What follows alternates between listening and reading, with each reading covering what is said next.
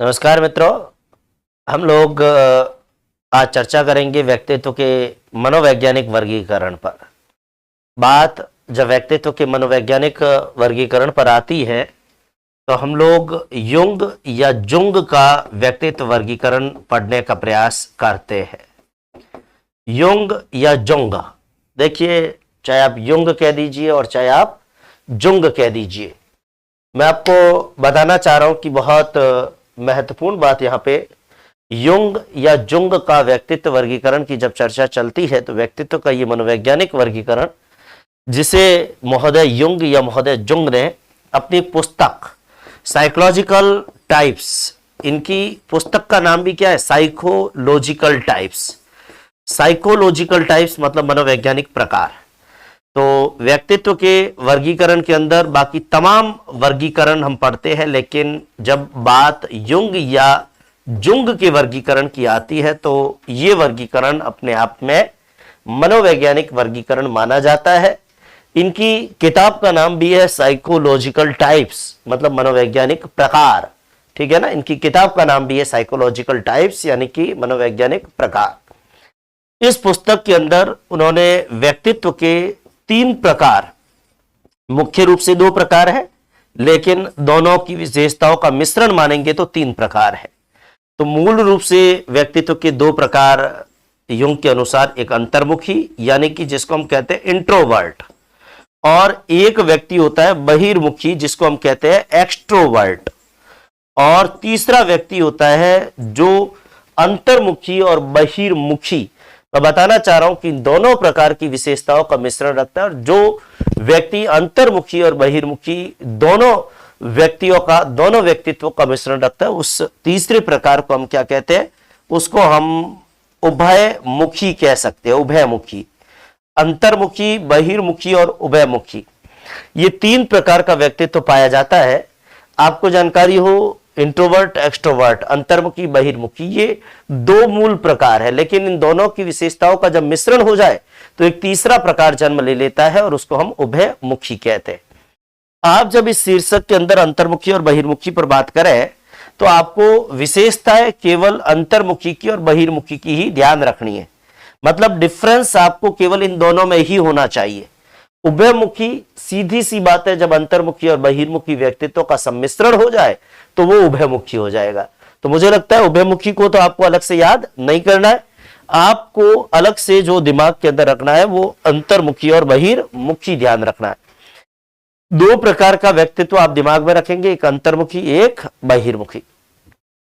लेकिन हम एक काम करेंगे, मैं आपको अंतर्मुखी और बहिर्मुखी समझाने के लिए मेरा ये प्रयास है कि मैं अंतर्मुखी और बहिर्मुखी आपको क्लासिफिकेशन के माध्यम से बताऊं। ध्यान दें, इसको मैं क्लासिफिकेशन के माध्यम से जो है वो बताना चाह रहा हूं। और बहुत महत्वपूर्ण बात ध्यान दें, अंतर्मुखी और बहिर्मुखी का क्लासिफिकेशन हम करने का प्रयास करेंगे। जैसे उदाहरण के तौर पर अंतर्मुखी और बहिर्मुखी का क्लासिफिकेशन करने का हम प्रयास करें, मैं ये बताना चाह रहा हूं आपको, अंतर्मुखी और बहिर्मुखी का अगर हम क्लासिफिकेशन करें तो सबसे पहले ये बहुत महत्वपूर्ण बात ध्यान दें, कहते हैं कि बहुत महत्वपूर्ण बात आपको जानकारी हो, जरा मैं बताना चाह रहा हूं, बहुत महत्वपूर्ण बात यहां पर बताना चाह रहा हूं। अंतर्मुखी और बहिर्मुखी व्यक्तित्व का विभाजन जब हम करने का प्रयास करते हैं तो सबसे पहले तो अपने को एक चीज दिमाग में रखनी है कि हमारे पास व्यक्तित्व की 2 प्रकार मूल रूप से कौन से हैं, एक अंतर्मुखी है और दूसरा बहिर्मुखी है। हम इसको क्लासिफाई करेंगे, इसकी विशेषताओं को अंतर करते हुए इन दोनों ही प्रकार के व्यक्तित्व को पढ़ने का प्रयास हमारा रहेगा। मैं अगर अंतर्मुखी और बहिर्मुखी दोनों प्रकार के व्यक्तित्व के ऊपर बात करूं तो मैं ये बताना चाह रहा हूं अंतर्मुखी और बहिर्मुखी के ऊपर। अंतर्मुखी व्यक्ति होता है ना, वो सारी बातें अपने अंदर रखता है।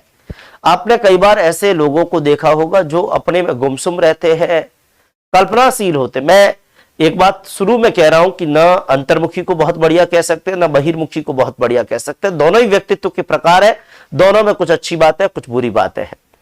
अंतर्मुखी व्यक्ति वो होता है जो खुद में ज्यादा रुचि लेता है, अपने आप में रुचि लेता है।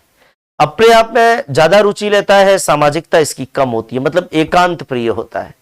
इस व्यक्ति को अकेलेपन में आनंद, कई बार आप देखते हैं ना, एक व्यक्ति, जैसे सपोज करिए आप कहीं पर रेलगाड़ी के अंदर बैठे, एक आदमी है जो रेलगाड़ी में भी अकेला बैठकर जा सकता है, दूसरा आदमी, अगर मान लो आप अकेले रेलगाड़ी में जा रहे हैं तो भी आप चाहेंगे कि रेल के डब्बे में जो लोग बैठे हैं ना, उनसे आप कुछ न कुछ बातें करें, कुछ न कुछ गप्पे लगाए, उनके घर परिवार के बारे में जाने।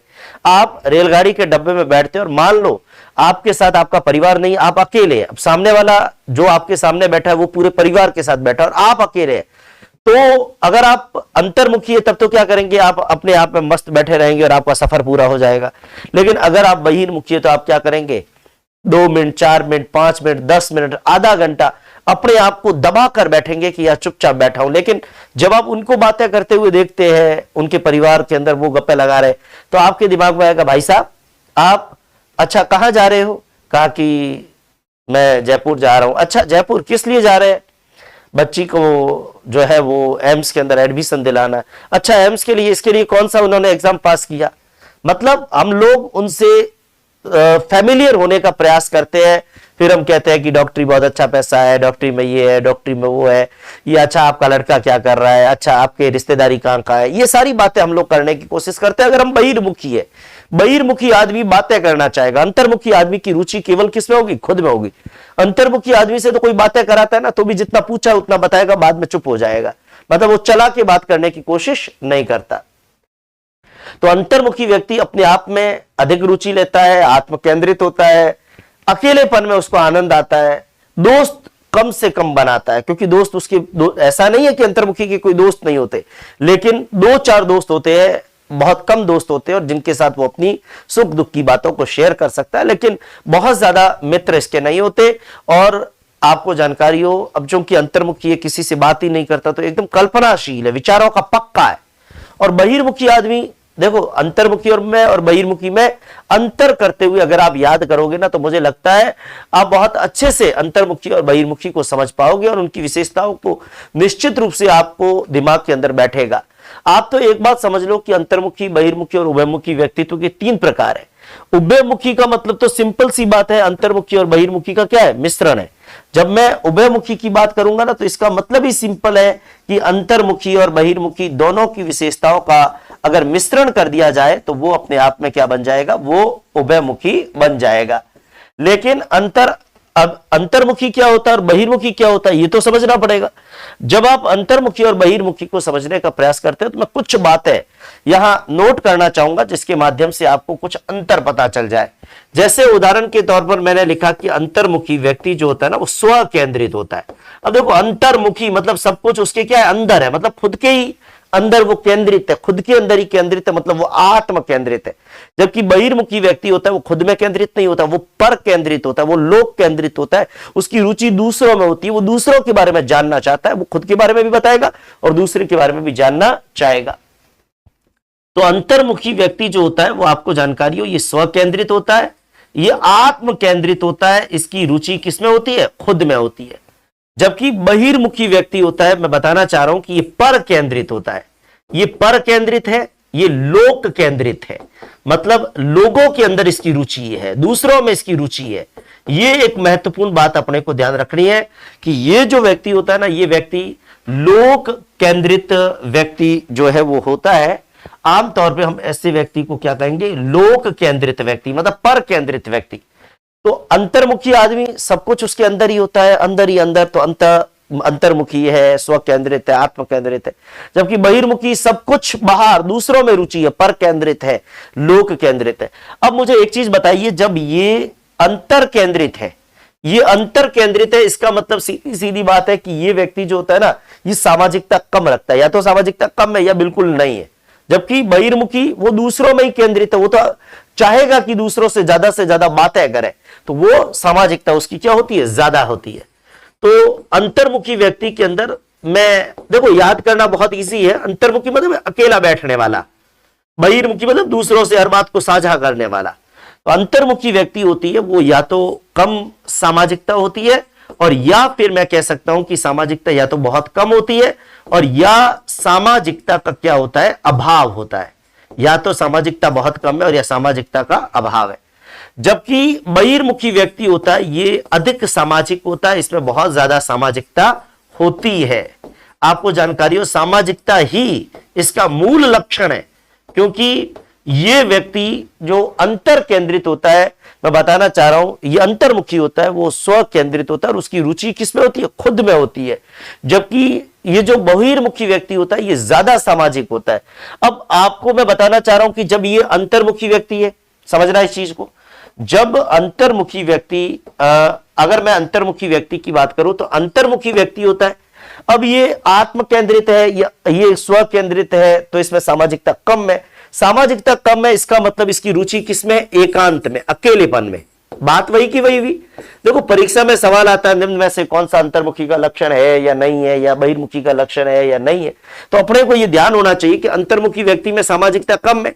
सामाजिकता कम, आगे से आगे लिंक होंगे ये गुण धर्म, ध्यान देना। एकांत या अकेलेपन के अंदर रुचि, ठीक है, इसकी रुचि एकांत के अंदर या अकेलेपन में होगी, जबकि बहिर्मुखी व्यक्ति जो होगा उसकी रुचि अकेलेपन में नहीं, दूसरों के साथ उसकी रुचि होगी, समाज के साथ उसका समायोजन होगा। मैं बताना चाह रहा हूं कि इसकी रुचि किसके साथ होगी? इसकी रुचि समाज के साथ, समाज के साथ रुचि कह दो, ठीक है, दूसरों में रुचि कह दो, दूसरों में रुचि कह दो। आपको जानकारी हो, इसकी रुचि समाज के साथ होगी, इसकी रुचि दूसरों के साथ होगी। एक बात और ध्यान दें, अंतर्मुखी व्यक्ति जो होता है वो स्व केंद्रित है, आत्म केंद्रित है, खुद में रुचि है। जब खुद में रुचि है, एकांत में रुचि है, अकेलेपन में रुचि है, तो सीधी सी बात है कि अकेले मित्र हमेशा कब बनते हैं? जब आप ज्यादा बातें करते हो, क्योंकि दोस्तों में तो गपशप होती है। अकेला आदमी होता है, इसका मतलब उसके दोस्त क्या है? कम है, क्योंकि जो आदमी कम बोलेगा उसको कौन दोस्त बनाना चाहेगा? तो दोस्त बहुत कम होते हैं, नगण्य होते हैं। जब ऐसा नहीं है कि बिल्कुल भी नहीं होते, क्योंकि कुछ जो इसके साथ इसके विचार मिले तो हो सकता है दो चार दोस्त होते ही है। अंतर्मुखी व्यक्ति है तो आपको ध्यान हो, उसके भी दोस्त होते हैं, उसका भी लाइफ पार्टनर होता है, उसका भी जीवन साथी होता है, वो भी अपनी पत्नी के साथ अपनी बातों को साझा करता है, या पत्नी है तो पति के साथ बातों को साझा करती है। लेकिन अंतर्मुखी का मतलब ये नहीं है कि वो पूरी दुनिया के साथ ढिंढोरा पीटे, जबकि बहिर्मुखी होता है ना, उसको तो बस चाहिए कोई न कोई बात करने वाला, ये चीज है। तो अंतर्मुखी भी खराब नहीं है, बहिर्मुखी भी खराब नहीं है, लेकिन अंतर्मुखी व्यक्ति और बहिर्मुखी व्यक्ति में कुछ डिफरेंसेस है जो जरूर हमारे को दिमाग में होने चाहिए। मैं बताना चाह रहा हूं कि अंतर्मुखी व्यक्ति जो होता है इसके दोस्त क्या होते हैं? बहुत कम। जो अकेले में रुचि है, सामाजिकता कम है, तो मित्र या तो बहुत कम होंगे या नगण्य होंगे, न के बराबर दोस्त होंगे। जबकि बहिर्मुखी व्यक्ति होता है, इसके मित्र बहुत ज्यादा होते हैं, मित्र भरपूर होते हैं। आपको ध्यान हो, मित्र बहुत अधिक होते हैं। क्यों? क्योंकि ये जहां जाता है बातें करता रहता है, और बातें करता है तो बातें करने वालों से संपर्क, दूसरों के साथ में ये अपना लाइजन स्थापित कर लेता है, संपर्क स्थापित कर लेता है, तो इसकी दोस्ती इसके फ्रेंड्स से बहुत ज्यादा होती है। अंतर्मुखी व्यक्ति के बारे में एक बात मैं आपको बताना चाह रहा हूं, बहुत महत्वपूर्ण बात, ध्यान दें। अगर मैं अंतर्मुखी व्यक्ति के बारे में एक बात करूं, अंतर्मुखी व्यक्ति जो होता है ना वो एकांत प्रिय है। अब जब अंतर्मुखी व्यक्ति एकांत प्रिय है, अकेलेपन में रुचि है, स्व केंद्रित है, तो सीधी सी बात है कि ये स्व केंद्रित व्यक्ति जब होगा, तो स्व केंद्रित व्यक्ति होगा तो ये अपने बारे में ही सोचता रहेगा, अपने मन में कुछ न कुछ विचार करता रहेगा, और जब अपने मन में कुछ विचार करता रहेगा तो ये कल्पनाशील होगा। देखो बहिर्मुखी व्यक्ति वो तो जहां जाता है दूसरों के साथ बातें करता रहता है, जब आप दूसरों के साथ बातें करोगे तो आपको खुद विचार करना या कल्पनाशीलता वो कम होती है। एक बात और, अंतर्मुखी व्यक्ति कल्पनाशील होता है पर विचारों का पक्का होता है, बहिर्मुखी व्यक्ति के विचार बदलते रहते। क्यों? क्योंकि अंतर्मुखी व्यक्ति दूसरों से कम बातें करता है, तो जो उसने विचार कर लिया उसके दिमाग में ये कि मुझे यही करना है, और बहिर्मुखी आदमी क्या करेगा? अपना विचार दूसरों के साथ साझा करता रहेगा, और जब दूसरों के साथ साझा करेगा तो दूसरे सुझाव देंगे, नहीं नहीं ऐसे मत करो, तुम तो ऐसे करो तो ठीक है। तो ऐसी स्थिति में उनके अकॉर्डिंग हम अपने विचारों को क्या कर देते हैं? बदल देते हैं। ध्यान से समझना इस चीज को। आप अंतर्मुखी बहिर्मुखी दो व्यक्ति अगर आपके आसपास हो ना, तो उनके दिमाग में उनकी इमेज रख लो कि वो ऐसा आदमी है। अंतर्मुखी आदमी जो खुद में मस्त रहे, जो अकेला रहे, जो एकांत में रुचि ले, जो कल्पनाशील हो, और आपको जानकारी हो अंतर्मुखी व्यक्ति होता है ये कल्पनाशील होता है, ये कल्पनाशील होता है, कल्पनाशीलता इसके अंदर ज्यादा होती है। ध्यान दें, इसमें कल्पनाशीलता ज्यादा है, कल्पनाशीलता बहुत ज्यादा है, और मैं आपको जानकारी दूं, कल्पनाशीलता ज्यादा है, और साथ में एक बात लिख सकता हूं, विचारों का पक्का होता है। विचारों का पक्का क्यों? क्योंकि ये दूसरों के साथ अपने विचार साझा नहीं कर रहा है, बहुत कम साझा करता है या नहीं करता है। तो ऐसी स्थिति में जो इसने विचार कर लिए वही विचार इसके लिए परिपक्व, वही विचार इसको इंप्लीमेंट करने। जबकि ये कल्पनाशीलता की तुलना में इस व्यक्ति के साथ में यथार्थ ज्यादा होता है। यथार्थ मतलब वास्तविकता ज्यादा है। ये लोगों के साथ में अपने विचारों को साझा करेगा। और मैं बताना चाह रहा हूं कि विचारों का ये पक्का है, जबकि इसके विचार जो होते हैं, आपको जानकारी हो, इसके विचार परिवर्तनीय होते हैं। क्यों? क्योंकि दूसरे के साथ जब अपने विचारों को ये साझा करेगा तो दूसरे व्यक्ति इसको क्या करेंगे? सुझाव देंगे, और सुझाव देंगे तो उनके सुझावों के अकॉर्डिंग ये अपने विचारों को बदलता रहेगा। तो विचार परिवर्तनीय होते हैं। मैं ये कह सकता हूं कि विचारों में लचीलापन मतलब फ्लेक्सिबिलिटी ज्यादा है, विचारों में लचीलापन ज्यादा है। देखो, जब आपने कोई विचार किया, जैसे उदाहरण के तौर पर मैं एक एग्जांपल देता हूं, आपने एक विचार किया कि मुझे कल सुबह से 5 बजे उठकर पढ़ाई करनी है और इस कंपटीशन एग्जाम की तैयारी अब परीक्षा तक लगातार करूंगा, डेली सुबह 5 बजे उठूंगा, मेरा ये टाइम टेबल है और इसके अकॉर्डिंग मुझे पढ़ना है। अब आपने टाइम टेबल निर्धारित कर लिया, उसके अकॉर्डिंग पढ़ाई शुरू कर ली। अंतर्मुखी व्यक्ति ने तो क्या किया? अपना टाइम टेबल बनाया, खुद अपना विचार किया, उसको इंप्लीमेंट करना शुरू कर दिया, क्योंकि वो दूसरों से बातें कम करता है, साझा कम करता है, विचारों को शेयर कम करता है। ये आदमी क्या करेगा? टाइम टेबल बनाएगा बाद में और पहले ढिंडोरा पीट लेगा कि मैं ये तैयारी कर रहा हूं, मैं सुबह कल से 5 बजे उठूंगा, मैं ये करूंगा, मैं वो करूंगा, जबकि होता इससे कुछ भी नहीं है। तो बहिर्मुखी आदमी क्या करेगा? दूसरों के साथ बता देगा और दूसरे कहेंगे यार तुम सुबह 5 बजे उठ के, तुम 5 बजे उठ के सुबह साइकोलॉजी पढ़ रहे हो, सुबह 5 बजे साइकोलॉजी पढ़ोगे, नींद आ जाएगी, थोड़ी देर में विचार करूंगा यार मैंने टाइम टेबल बनाया, सुबह 5 बजे साइकोलॉजी नहीं, सुबह 5 बजे साइकोलॉजी नहीं, सुबह 5 बजे हिंदी पढ़ूंगा। मतलब आपने अपने विचारों को क्या कर दिया? बदल दिया। क्यों? क्योंकि आपके दोस्त ने आपको सुझाव दिया कि सुबह 5 बजे साइकोलॉजी पढ़ने से नींद आ जाएगी। तो कहने का मतलब यहां विचार परिवर्तनीय, विचारों में फ्लेक्सिबिलिटी है, जबकि यहां आप विचारों के क्या पक्के है, मतलब आपने विचार कर लिया, वही आपका प्रमुख विचार हो गया है। एक बात और ध्यान दें, ये जो अंतर्मुखी व्यक्ति होता है ना, इसकी मानसिक शक्तियां विशिष्ट रूप में विकसित होती है, क्योंकि ये चिंतनशील होता है, ये दूसरों से विचार कम साझा करता है, खुद ज्यादा सोचता है। जबकि बहिर्मुखी व्यक्ति की मानसिक शक्तियां सामान्य रूप में विकसित होती है। तो कहने का मतलब अंतर्मुखी व्यक्ति होता है, इसका दिमाग ही एक्टिव होता है, जबकि वो तो दिमाग एक्टिव हो नहीं हो, बोलता रहेगा। तो मानसिक शक्तियां अंतर्मुखी व्यक्ति की जो होती है वो विशिष्ट रूप में विकसित होती है। अंतर्मुखी व्यक्ति की मानसिक शक्तियां विशिष्ट रूप में विकसित होती है, जबकि बहिर्मुखी व्यक्ति की जो मानसिक शक्तियां होती है वो सामान्य रूप में विकसित होती है। जैसे हर एक व्यक्ति की होती है। देखो, दुनिया में ज्यादातर प्राणी तो बहिर्मुखी ही है, ठीक है, क्योंकि मनुष्य एक सामाजिक प्राणी है। लेकिन कुछ लोग अंतर्मुखी होते हैं, जिनकी मानसिक शक्तियां क्या होती है? सामान्य रूप में विकसित होती है। जिनकी मानसिक शक्तियां सामान्य रूप में विकसित होती है। ये एक बहुत महत्वपूर्ण बात अपने को दिमाग के अंदर रखनी है।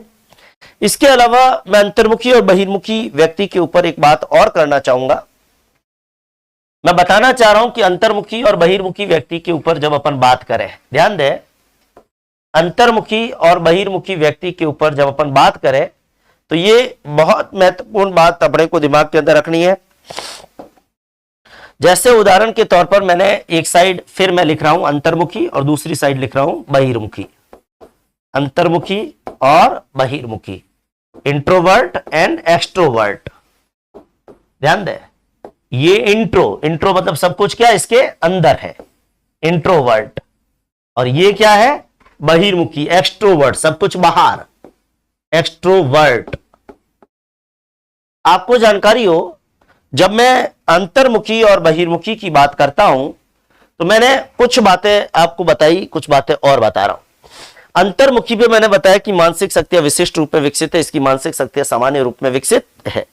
लेकिन आपको जानो, अंतर्मुखी व्यक्ति जो होता है ना, ये खुद में ही मस्त होता है, तो इसकी नेतृत्व क्षमता कम होती है। क्यों? क्योंकि दूसरों को अगर आप लीड करोगे, जैसे नेता है, आपको ध्यान हो, नेता तो कितने भाषण देते हैं। नेता अगर अपना समूह बनाए और समूह में बोलेगा नहीं तो कौन नेता के पास जाना पसंद करेगा? आप उसी नेता को तो पसंद करोगे जो अपने फॉलोअर्स के साथ में बातें करे। एक नेता के दरवाजे पर गए और नेता एकदम गुमसुम बैठा है तो आप आधे घंटे में बोर हो जाओगे, आपके ये नेता बात तो करता नहीं है, चले जाओ। तो नेतृत्व क्षमता, यहां मैंने नेता एग्जांपल दिया, नेता से मतलब नहीं है, नेतृत्व क्षमता। मान लो 8-10 दोस्तों का ग्रुप है, तो नेतृत्व करने वाले को तो आपको बोलना पड़ेगा, बोलना जब आप बोलोगे तभी तो आप बता पाओगे कि करना क्या है। तो कहने का मतलब यह है कि अंतर्मुखी व्यक्ति में नेतृत्व क्षमता कम होती है और बहिर्मुखी व्यक्ति में नेतृत्व क्षमता क्या होती है, ज्यादा होती है। ध्यान देना, हमने 7 पॉइंट लिख दिए हैं, 8वां पॉइंट मैं यहां पर लिख रहा हूं। मैं बताना चाह रहा हूं कि अंतर्मुखी व्यक्ति जो होता है इसकी नेतृत्व क्षमता कम होती है, या तो कम कह दो, और या फिर नेतृत्व क्षमता का अभाव। नेतृत्व क्षमता या तो कम है और या नेतृत्व क्षमता का क्या है, अभाव है, ठीक है। जबकि बहिर्मुखी व्यक्ति होता है इसकी नेतृत्व क्षमता अत्यधिक होती है। क्यों? क्योंकि ये व्यक्ति दूसरों के साथ बातें करता है, उनको मार्गदर्शन करता है, उनको गाइड करता है, उनको ये बताता है कि तुम्हें इस ग्रुप में काम करके क्या करना है। तो नेतृत्व क्षमता अधिक होती है, नेतृत्व क्षमता अच्छी होती है।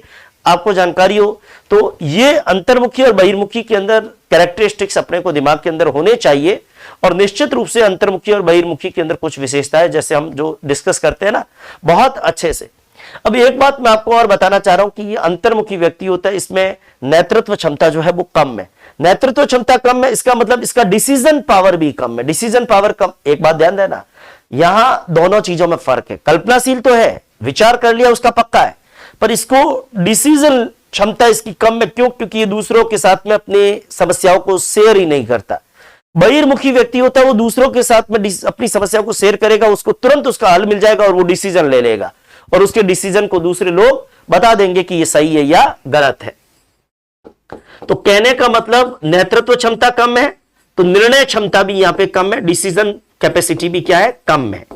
उसको खुद अपने में ही विचार करता है। जब आप अपनी प्रॉब्लम दूसरे के साथ शेयर नहीं करोगे तो आपको डिसीजन लेने के अंदर बहुत प्रॉब्लम होगी। और यहां आपको जानकारी हो नेतृत्व क्षमता ज्यादा है तो सीधी सी बात है कि यहां आपका डिसीजन पावर, आपकी निर्णय क्षमता, आपकी डिसीजन कैपेसिटी ये भी ज्यादा होगी। ध्यान दें। इसके अलावा एक बात मैं बताना चाह रहा हूं कि अंतर्मुखी व्यक्ति जो होता है ना, नेतृत्व क्षमता अंतर्मुखी की कम है, डिसीजन पावर भी इसकी कम है, लेकिन एक बात हमेशा दिमाग के अंदर रखना है कि इसका अगर ये मान लो कुछ चीज सोचेगा भी तो सोचेगा वो खुद को केंद्र में रखकर ही सोचेगा, क्योंकि अंतर्मुखी है। मतलब इसका जो दृष्टिकोण, इसकी जो अप्रोच है, इसका सोचने का जो तरीका है वो आत्मपरक दृष्टिकोण है। आत्मपरक दृष्टिकोण का मतलब है सेल्फ अप्रोच, सेल्फ सेंट्रेड अप्रोच, खुद को केंद्र में रखकर सोचना। जबकि ये सब्जेक्टिव सोचेगा, दूसरों को भी केंद्र में रखकर सोचेगा। तो यहां पर हम कह सकते हैं कि इसका जो दृष्टिकोण होता है बहिर्मुखी व्यक्ति का, वो दृष्टिकोण वस्तु परक होता है, सब्जेक्टिव अप्रोच होती है। इसकी जो अप्रोच होती है वो सब्जेक्टिव अप्रोच है। ये दूसरे व्यक्तियों को भी केंद्र में रखकर निर्णय करेगा, सोचेगा। एक बात मैं आपको और बता दूं कि अंतर्मुखी व्यक्ति जो होते हैं ना, ये विचारशील होते हैं। ये जो विचार कर लिया उस विचारों का पक्का है, कल्पनाशील है। तो सीधी सी बात है, यहां पे आपको एक चीज की जानकारी हो, मैं यहां पर एक बात और बता रहा हूं।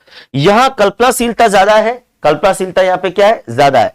तो कल्पनाशीलता भी ज्यादा है। और एक बात और ध्यान रखें, ये व्यक्ति आदर्शवाद में भरोसा करता है, जबकि ये यथार्थ ज्यादा है और मैं यथार्थवाद में भरोसा करता है, वास्तविकता के अंदर भरोसा करता है।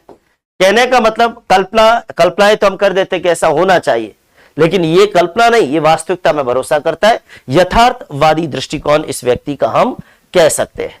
एक बात आपको और जानकारी हो, ये व्यक्ति अंतर्मुखी होता है ना, तो अंतर्मुखी होता है तो अपनी प्रॉब्लम्स दूसरों के साथ शेयर नहीं कर पाता, और अगर विचार भी करता है तो खुद को केंद्र में रखकर करता है। तो ऐसे व्यक्ति के अंदर चिंता का स्वभाव बहुत ज्यादा होता है। ऐसा व्यक्ति जो होता है ना, आपको मैं बताना चाह रहा हूं कि ऐसे व्यक्ति के अंदर चिंता का स्वभाव क्या होता है, बहुत ज्यादा होता है। चिंता, ये हर चीज की क्या करेंगे, चिंता करेंगे। चिंता का स्वभाव इस व्यक्ति का क्या होता है, ज्यादा होता है। जबकि बहिर्मुखी व्यक्ति है, मैं बताना चाह रहा हूं कि बहिर्मुखी व्यक्ति का चिंता का जो स्वभाव होता है वो कम होता है। मतलब या चिंता मुक्त होते हैं या कम चिंता करते हैं। क्यों? क्योंकि जैसे ही कोई टेंशन हुई, कोई चिंता हुई, आप दूसरों से शेयर कर दोगे। बहिर्मुखी व्यक्ति किसी न किसी से कुछ कुछ बोलेगा।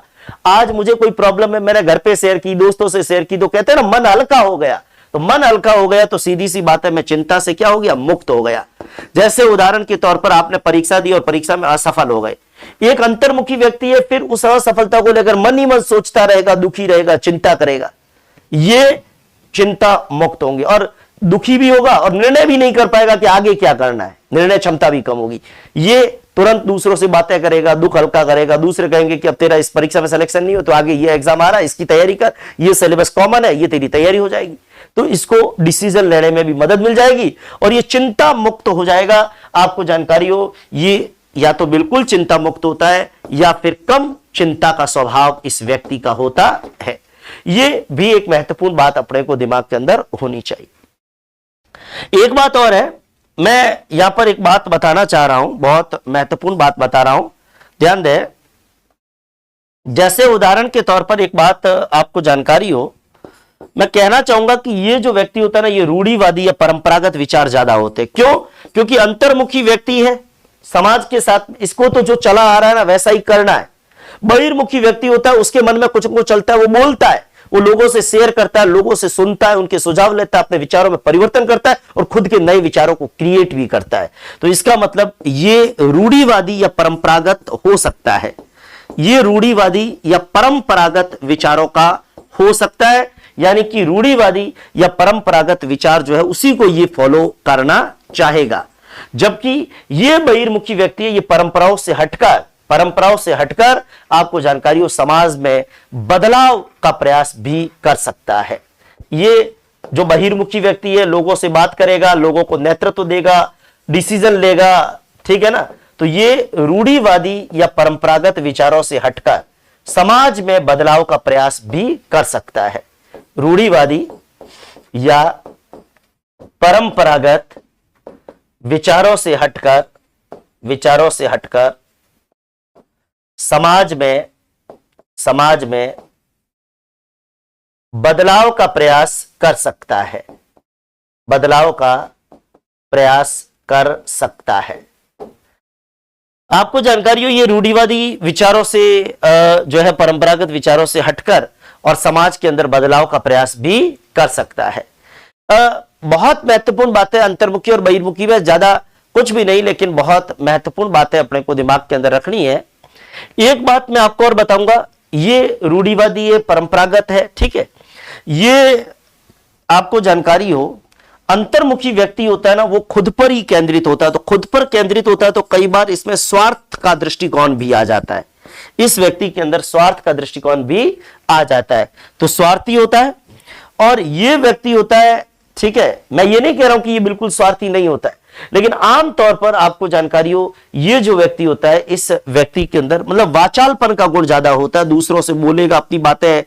ये व्यक्ति कम बोलता है ना तो लगता है स्वार्थी है, और ये व्यक्ति बोलता रहता है तो यूं लगता है कि अपनी बातें बता रहा है लोगों को, मतलब लोगों का भला कर रहा है या लोगों से बता रहा है कि मैं ये कर रहा हूं, तुम भी ये करो। जैसे आप पढ़ रहे हो, अगर मान लो आपका दोस्त आपसे पूछे क्या पढ़ रहे हो, आप नहीं बताते हो तो क्या कहता है, स्वार्थी आदमी है, बताता नहीं है, ये खुद ही पढ़ के सिलेक्शन होना चाहता है। और अगर आप बताते हो तो लगता है कि देखो ये कम से, तो अपन कहते हैं ना, देखो मैं छिपाता कुछ भी नहीं हूं, मैं जो पढ़ता हूं ना खुले में कहता हूं कि मैं ये पढ़ रहा हूं, ठीक है, मैं ये किताब पढ़ रहा हूं। और कई आदमी नहीं बताते तो अपन क्या कहते हैं, पता है मुझे कोई बढ़िया किताब लाया है, मेरे को नहीं बता रहा है, मत बता तू ही सिलेक्शन हो जाना। तो इस प्रकार का उलाहना भी हम लोग देते हैं। आपको जानकारी हो, इस प्रकार के व्यक्ति का जो स्वभाव होता है ना, ये शर्मीला स्वभाव भी कई बार हम मान लेते हैं अंतर्मुखी व्यक्ति के स्वभाव को, क्योंकि ये बोलता कम है, तो इनके स्वभाव को कैसा स्वभाव मान ले, शर्मीला स्वभाव भी हम मान सकते हैं। और इनका स्वभाव शर्मीला नहीं है, ठीक है, शर्मीला स्वभाव नहीं है, और स्पष्टवादी वाचाल होते हैं तो शर्मीला स्वभाव नहीं है, और बोलते रहते हैं तो हम कहते हैं कि ये स्पष्टवादी है, कुछ न कुछ जो इनके मन में चल रहा है वो बता रहे हैं, स्पष्ट अपने आप को ये लोग क्या कर रहे हैं, एक्सप्लेन कर रहे हैं। तो आपको जो मैं बता रहा था यहाँ पे कि अंतर्मुखी और बहिर्मुखी व्यक्तित्व की विशेषताओं को जब हम देखते हैं तो एक चीज अपने को यह भी ध्यान रखनी है कि जैसे मैंने कहा कि ये शर्मीले स्वभाव के होते हैं अंतर्मुखी, जबकि इनमें शर्मीला स्वभाव नहीं होता और ये स्पष्टवादी होते हैं। एक बात मैं आपको और बताना चाहूंगा कि ये जो होते हैं ना, इनमें मनोविनोद की प्रवृत्ति कम होती है, मतलब ये हास्य विनोद की प्रवृत्ति क्या होती है, कम होती है, या मनोविनोदी नहीं होते हैं। जबकि बहिर्मुखी होता है, ये दूसरों के साथ बात कर लेता है तो इनमें मनोविनोद की प्रवृत्ति यानी हंसी मजाक की प्रवृत्ति भी पाई जाती है। मनोविनोदी नेचर भी इनका हो सकता है, मनोविनोदी प्रवृत्ति भी इनकी हो सकती है। आपको जानकारी हो अंतर्मुखी, बहिर्मुखी और उभयमुखी, ये तीनों प्रकार के अंदर जब हम इंट्रोवर्ट एंड एक्सट्रोवर्ट, अंतर्मुखी और उभयमुखी की बात करते हैं, एक बात मैं आपको यहाँ पे बताना चाह रहा हूं कि अंतर्मुखी बहिर्मुखी की बात जब अपन लोगों ने करी है, तो यहां एक बात ध्यान रखना, एक चीज आपको मैं और बताना चाह रहा हूं अंतर्मुखी और बहिर्मुखी के बारे में। बहुत महत्वपूर्ण बात अंतर्मुखी और बहिर्मुखी के संदर्भ में हमें पता होनी चाहिए, और निश्चित रूप से ये अंतर्मुखी और बहिर्मुखी जिनकी कुछ कैरेक्टरिस्टिक्स जिसकी चर्चा हम लगातार कर रहे हैं, परीक्षा के अंदर सवाल सीधा आता है कि निम्न में से कौन सी अंतर्मुखी की विशेषता नहीं है, या निम्न में से कौन सी बहिर्मुखी की विशेषता नहीं है, या कौन सी अंतर्मुखी की विशेषता है, कौन सी बहिर्मुखी की विशेषता है। तो आपको जानकारी हो, अंतर्मुखी व्यक्ति की बात जब होती है तो सीधी सी बात है, इनमें ये चूंकि खुद में मस्त होते हैं तो ये आक्रामक नहीं होते, इनकी आक्रामकता क्या होती है, कम होती है, आक्रामकता कम होती है, और आपको जानकारी हो इनको अकेलेपन में ही आनंद आता है।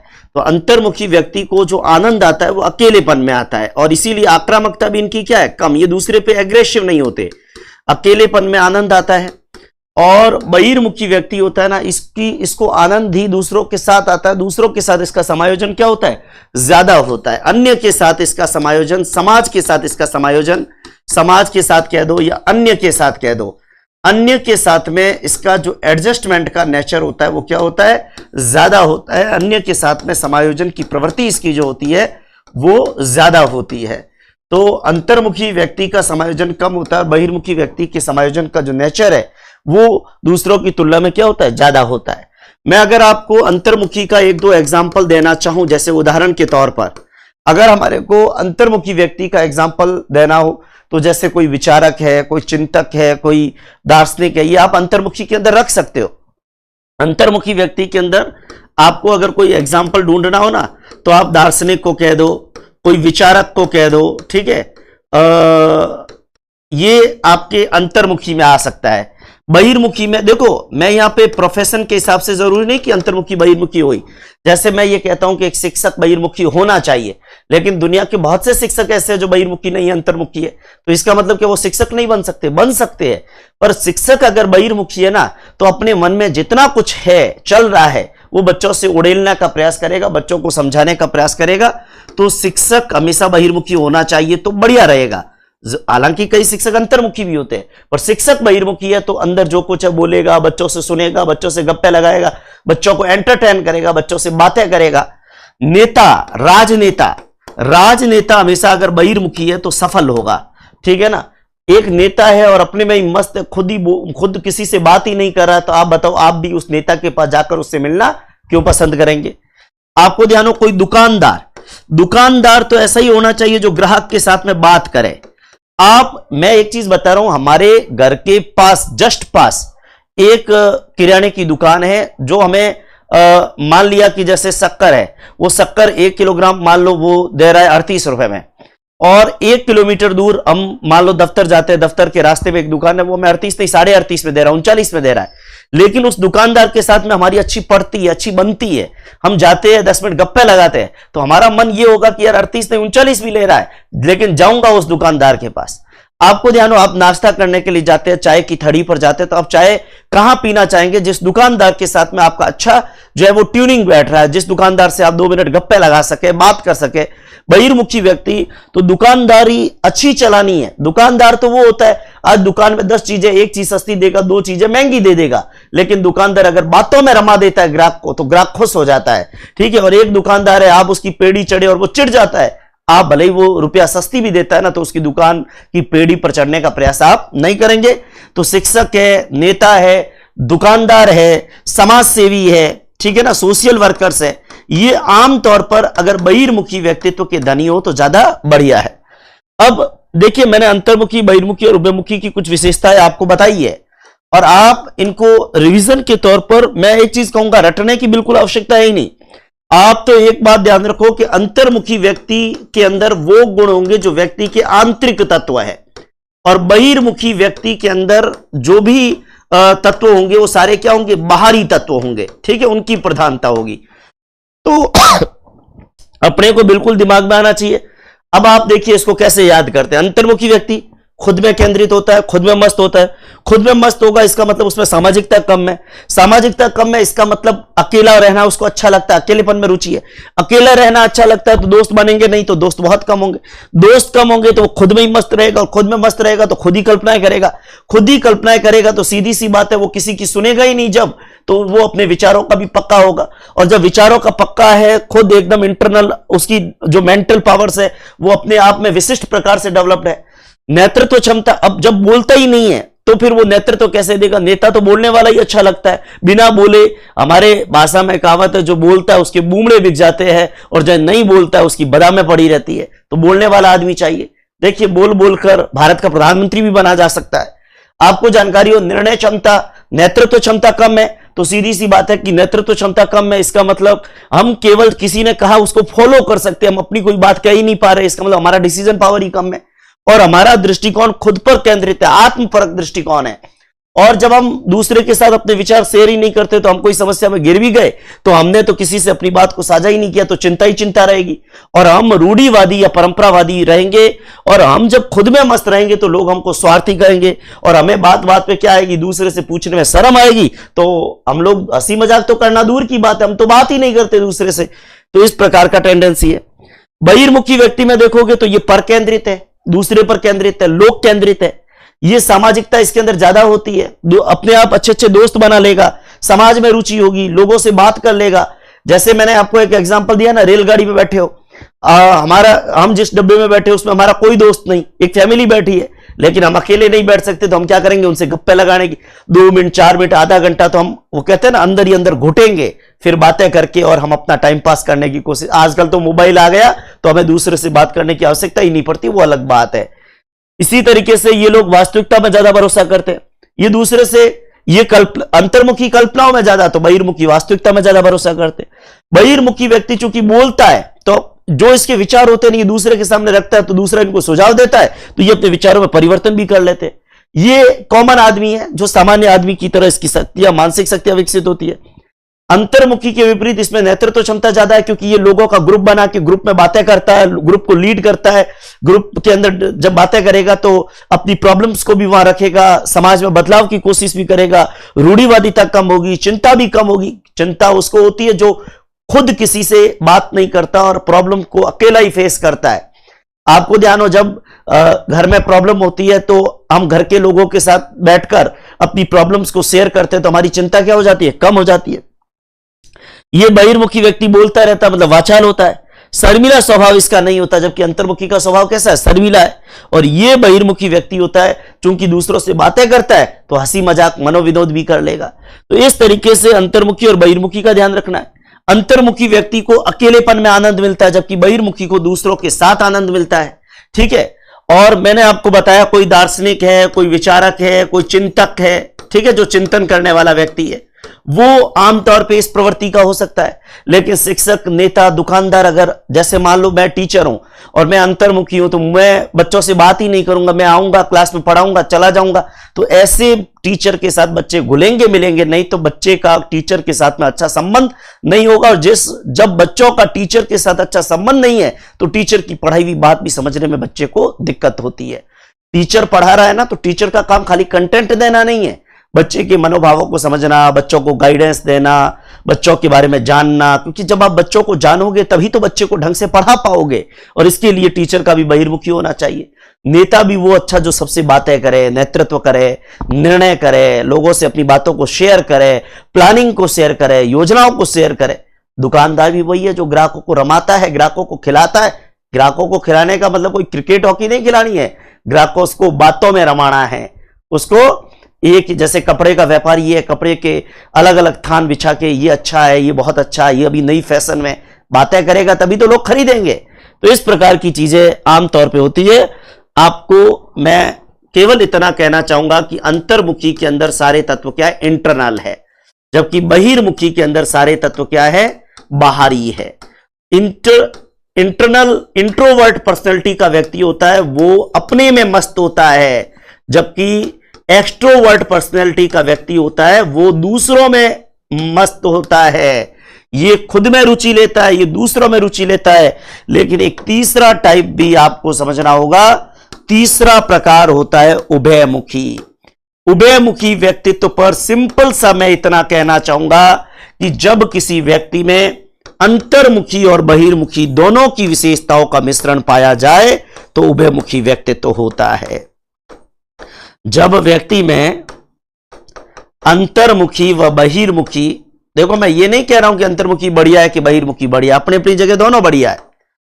जब व्यक्ति में अंतर्मुखी व बहिर्मुखी दोनों प्रकार के लक्षण पाए जाए, दोनों प्रकार के लक्षण या विशेषताएं पाई जाए, विशेषताएं पाई जाए तो उसे हम उभयमुखी कहते हैं। उसे हम क्या कहते हैं? उसे हम उभयमुखी कहते हैं। बहुत महत्वपूर्ण बात ध्यान देनी है। उसे हम क्या कहते हैं? उसे हम उभयमुखी कहते हैं। और आपको जानकारी हो अंतर्मुखी और बहिर्मुखी और उभयमुखी, अगर मैं विकास की अवस्थाओं के हिसाब से बात करूंगा ना, तो आपको जब मैं विकास की अवस्थाओं के आप लेक्चर्स देखेंगे तो आपको पता चलेगा शेषवावस्था में एक शिशु, देखो शेषवावस्था में व्यक्तित्व तो नहीं है लेकिन व्यक्ति का स्वभाव तो है। शेषवावस्था में जैसे जैसे शिशु बड़ा होता है ना, उसमें व्यक्तित्व का निर्माण होता है। शुरुआत में तो बच्चे की, क्योंकि बच्चे में आत्मचेतना जब तक नहीं होगी तब तक उसमें व्यक्तित्व नहीं है, लेकिन बच्चे का स्वभाव, उसका नेचर, उसकी मूल प्रवृत्तियां तो है। तो शेषवावस्था में बच्चे का जो स्वभाव होता है ना, वो आमतौर पर अंतर्मुखी होता है। शेषवावस्था में बच्चे का स्वभाव आमतौर पे क्या होता है? अंतर्मुखी होता है। इसीलिए शेषवावस्था में हम कहते हैं कि बच्चा कल्पनाशील होता है। ठीक है, कल्पनाशील होता है ना बच्चा, तो शेषवावस्था अंतर्मुखी। ब से बाल्यावस्था। बाल्यावस्था जब हम देखते हैं तो यहां बच्चे का स्वभाव कैसा होता है? बहिर्मुखी होता है। बच्चे का स्वभाव आमतौर पे 6 से लेकर और 12 साल का जो बच्चा होगा उसका स्वभाव बहिर्मुखी होगा। वो जो भी चीजें होगा बोलना चाहेगा, शरारतें करेगा, दोस्तों के साथ ग्रुप में रहेगा। तो बहुत महत्वपूर्ण बात यहां पर ध्यान देना, बहिर्मुखी व्यक्ति बाल्यावस्था में बहिर्मुखी होता है, और किशोरावस्था जब आती है या किशोरावस्था या उसके बाद आपको जानकारी हो, तब बालक का अपना नेचर खुद का डेवलप हो जाता है। किशोरावस्था या उसके बाद व्यक्ति या तो अंतर्मुखी हो सकता है या बहिर्मुखी भी हो सकता है, और या फिर हो सकता है कि उसमें अंतर्मुखी और बहिर्मुखी दोनों की विशेषताओं का समावेश हो जाए और वो उभयमुखी हो जाए।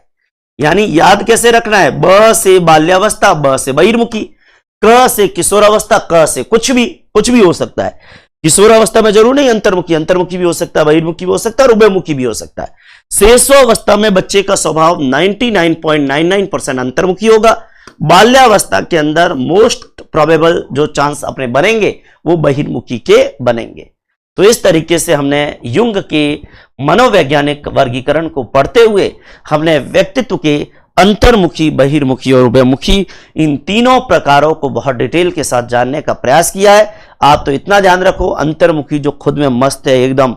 देखो जब हम किसी क्लास में जाते हैं, जैसे आपने एडमिशन लिया कहीं पर कोचिंग क्लास के अंदर, कुछ बच्चे ऐसे होते हैं 4 महीने क्लास चली, 4 महीने 6 महीने के एंड में उसके बहुत सारे दोस्त हो जाते हैं, वो बहिर्मुखी होता है।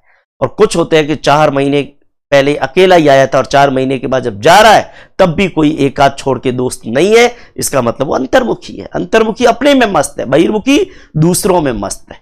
ठीक है ना? इस प्रकार युंग के मनोवैज्ञानिक वर्गीकरण को पढ़ने का प्रयास हमने इस लेक्चर में किया है, और उम्मीद करता हूं आपको ये लेक्चर समझ में आया होगा और आपको व्यक्तित्व का ये मनोवैज्ञानिक वर्गीकरण आपके जहन में कंठस्थ हो गया होगा। धन्यवाद। फिर मिलूंगा अगले लेक्चर में, तब तक अपना ध्यान रखिएगा। जय हिंद।